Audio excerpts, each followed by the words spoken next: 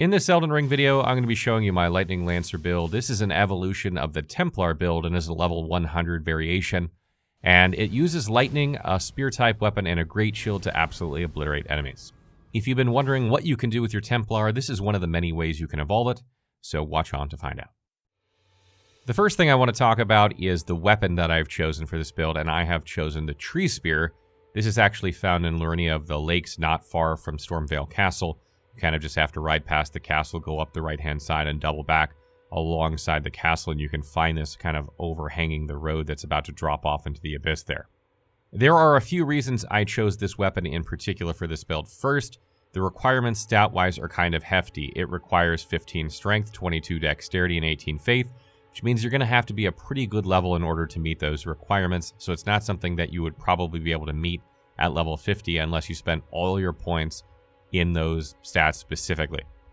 That doesn't leave very many points for Mind and Vigor, so it would be hard to pull off. Secondly, this weapon scales with Dexterity, Faith, and Strength, even though it scales best with Dexterity at higher levels. You're going to get the benefit of damage from all three of those stats, and since you need 22 Dexterity for this weapon, and you need 34 Strength for the Great Shield, and you need Faith for your spells, you're going to put all those points into damage for this weapon. Another reason I chose this weapon is that it can be buffed. Despite the fact that it actually does physical and holy damage, it can actually be buffed, and we use lightning armaments in order to buff this to further increase damage, and the actual weapon ability on it that can't be replaced, Sacred Order, buffs it with holy damage, so you can either buff it with holy damage with Sacred Order, or you can buff it with lightning armaments for lightning damage. It's very unusual for weapons with multiple damage types to be able to be buffed. I think there's only a handful or a couple handfuls of them in the entire game, so this is fantastic. Next, the weapon has a tremendous moveset, and it has a longer reach than the sword, so when you're doing your block counters, you can actually hit further, and this allows you to hit some enemies that have longer weapons that sort of push you back a little bit when you block, and that's great. I really like the charged R2 on this. It kind of double hits for substantial damage, and I like the running R2 as well. You sort of charge forward, and you can like stagger enemies before you thrust at them, which is great. And lastly, one really good thing about Sacred Order besides buffing your holy damage is that it also increases your spell damage. So if you have this buff up and you use like Lightning Spear, for instance, it's going to deal more damage. So that's absolutely great. You cannot use this at the same time as Lightning Armaments, and this only lasts 30 seconds compared to the 90 seconds of Lightning Armaments. So you don't use it that often, but it's great for scenarios where you're going to be chucking a lot of Lightning Spears, or you're fighting a bunch of undead. Moving on to the shield, we've upgraded from the brass shield to the golden great shield. There are a couple reasons for this. First, the guard boost is 12 points higher, meaning that you're going to take less stamina damage when you block with it. It has better mitigations overall besides the physical block. And when you buff with Barricade Shield, you'll actually reach 100% guard boost, meaning you'll take 0 stamina damage when you block as long as that buff's up. This is huge because it allows you to attack with all your stamina and not waste any blocking in a lot of cases as long as you have the FP pool. And another really great thing about using a spear for this build that I forgot to mention a second ago is that you can actually hold block and press R1 and block an attack at the same time. So if you don't know what an enemy's going to do and you're worried, you can hold your shield up and attack. You do less damage with these attacks, but it protects you at the same time. Another really good thing about this build is that the 34 points into strength aren't wasted to just meet the requirement for it. They're also going into damage on the spear because it scales with strength, and the claw seal actually scales with strength as well, so that it's going into your spells as well. So not only are you increasing the damage of your weapon to meet the requirements of this, you're also increasing the damage of your spells as long as you're using that seal, which is fantastic. One thing I do want to mention before I move on to the seal that I'm using for this build, the claw seal as I just mentioned, is that if you upgrade your shield, after a while you'll actually improve the guard boost. So you should do that eventually for this shield. But also, if you get the brass shield up to, I think it's plus 18 is the exact number. If you check the wiki, it's listed there. If you get it up to plus 18, it'll actually hit 65 guard boost, meaning that if you buff it with Barricade Shield, it'll actually have 100% as well. And that shield is significantly lighter, meaning that your equip load will be a lot lower. The downside being that, you're going to probably take more stamina damage on average compared to the Great Shield, the Gold Great Shield, when you've upgraded it. So when you're not using Barricade Shield, you're a bit more of a liability than, when you are, but you should be using it constantly. So that is an option for you as well. The Golden Great Shield has a better, block area too. Sometimes attacks will go over the top or under the bottom of your shield, depending hitboxes are really exact in this game. So another good reason to have a Great Shield is that it kind of protects your body a little bit more actually physically inside the game. But you could use the Brass Shield if you upgraded it high enough and still get that 100%, just to give you an idea so that you know you can do that if you want. Moving along to the seal that I use for this build, as I mentioned, I use the Claw Mark Seal. And at plus 16, this is B scaling in both strength and faith. So points put into that are going to do very, very well towards your incantation scaling. So this is fantastic to use for a build. So any build that you're playing, like a strength-based faith build, this is going to be a very, very good seal for that sort of build. One thing I do want to mention, though, is that I did a bunch of testing with the Gravelstone seal at plus 16 as well. The reason for that is that this has S scaling in faith at that level, and it also boosts the damage of your Dragon Colt incantations, which a lot of the spells like Lightning Spear in this build are, and Electrify Armaments, for instance. So what's really interesting about that is that Electrify Armaments actually performs better with the Gravelstone seal. It seems like the incantation scaling is not applying the strength value to that. So if you're wanting to boost your Electrify Armaments more, you'll actually want to use the Gravelstone seal. But Lightning Spear actually outperforms this with the Claw Mark seal at this level.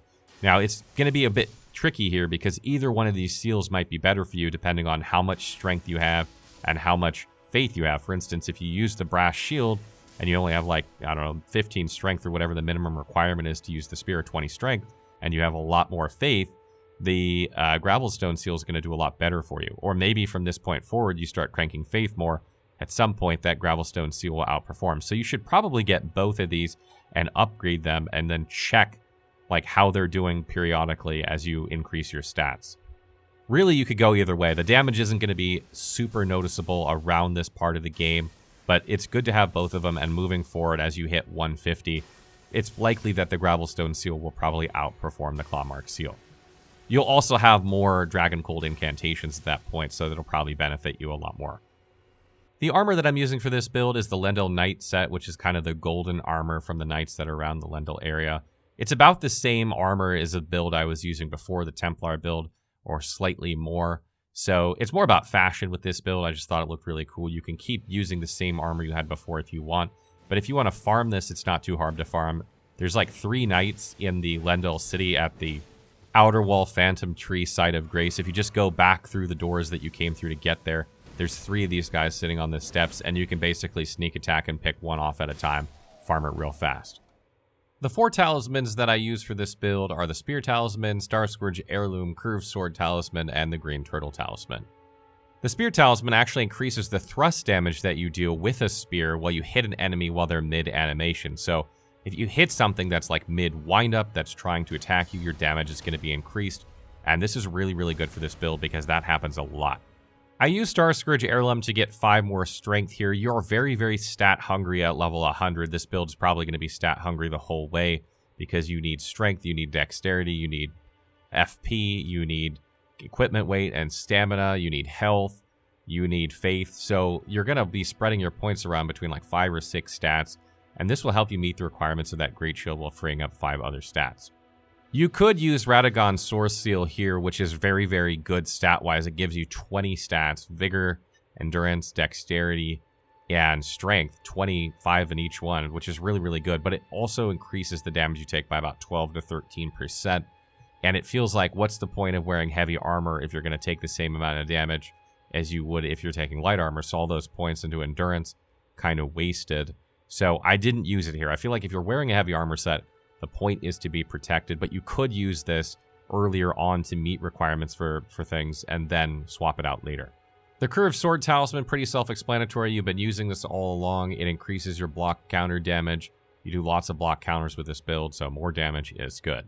And lastly, we have the Green Turtle Talisman. This increases your stamina recovery, even though you're going to be using Barricade Shield, and it's going to make it so that you're not, taking stamina damage when that buff is up. You do attack a lot, and you want your stamina to come back quickly, and there are some cases where you don't have time to use Barricade Shield, and you need to block a big hit, and it will take off a lot of stamina, so it's just really good for this build. Other talismans you could use for this build are the Lightning Scorpion Charm, which increases your lightning damage by about 10%, but also makes it so you take about 10% damage, and the Sacred Scorpion Charm, which does the same thing for holy damage. Those are really good ways to buff your damage, but you will lose mitigation by taking them. And again, as I mentioned, what's the point of wearing the heavy armor if you're just going to, you know, throw it all away on a little bit more damage? So it's kind of up to you. You could use those to boost damage if you feel like you're not getting hit, but I personally like the extra protection. Moving along to the spells, first up is Blessing's Boon. This spell lasts a very, very long time.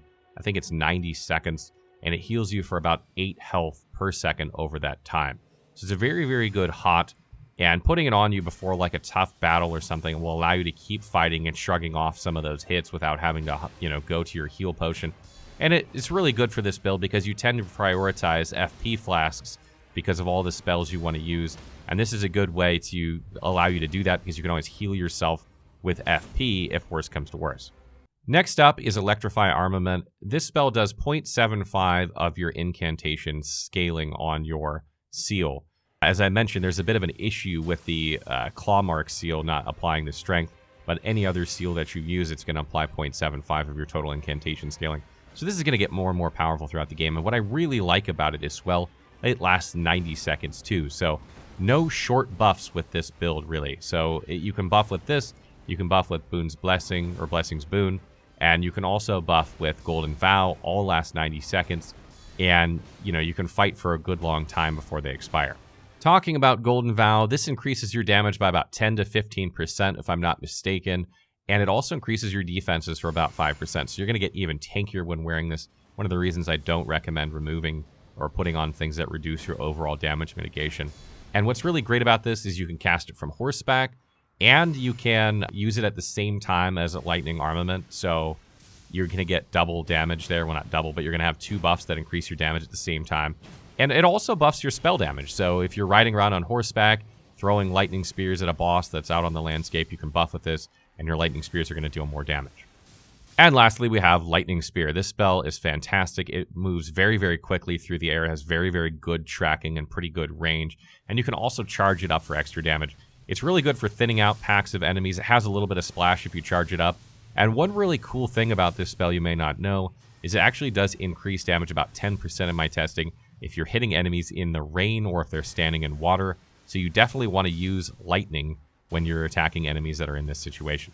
As I mentioned a little bit earlier, Lightning Spear does better at this point in the game with the Claw Mark seal, but the Electrify Armaments does better with the other seal. So it's kind of up to you which you want to use, and it's going to depend a little bit exactly how your stats are. Looking over the stats I have at level 100, I got 25 points in Vigor, 17 in Mind, 34 in Endurance, 34 in Strength, 22 Dexterity, and 34 in Faith. Vigor, I wish it was higher, but we don't have enough points here. Mind, same thing. You use a lot of spells, but you just don't have the points. If you're using the Scar Seal, then that'll free up some points you can put into Mind, but you will take more damage. And keep in mind that if you're using the setup that I suggested for the Talismans and you're not using something like Erdtree's Favor, you'll actually need like 1 more point in Endurance to not fat roll. So you'll probably need 35 Endurance instead of 34 here, so just keep that in mind. 34 Strength is the minimum for the shield that we use, so you need 34. You need 22 Dexterity for the Spear, so that's non-negotiable. And 34 Faith, I just thought was a good number to match the Strength. But you can actually get away with a little bit less Faith here and put points in Endurance in Mind if you want. Moving forward from this point, all you really need to do is increase your Mind and Vigor so that you're tankier and that you can cast more spells easily. And keep pumping your Dexterity and Faith. You don't need any more points in Strength at this point. And especially if you switch over your seals, and you're going to get better scaling off Dexterity on the Spear as you upgrade it. So you're going to get more bang for your buck out of Dexterity than Strength, unless you continue to use that Claw Mark seal. And obviously increasing Faith is going to increase your damage and allow you to use higher level spells, which you'll do at endgame. So that was the first of our level 100 builds. Stay tuned for more. I'm not exactly sure which build I'm going to do next. It might be a Samurai build, it might be something else, but we'll have it out as soon as we can.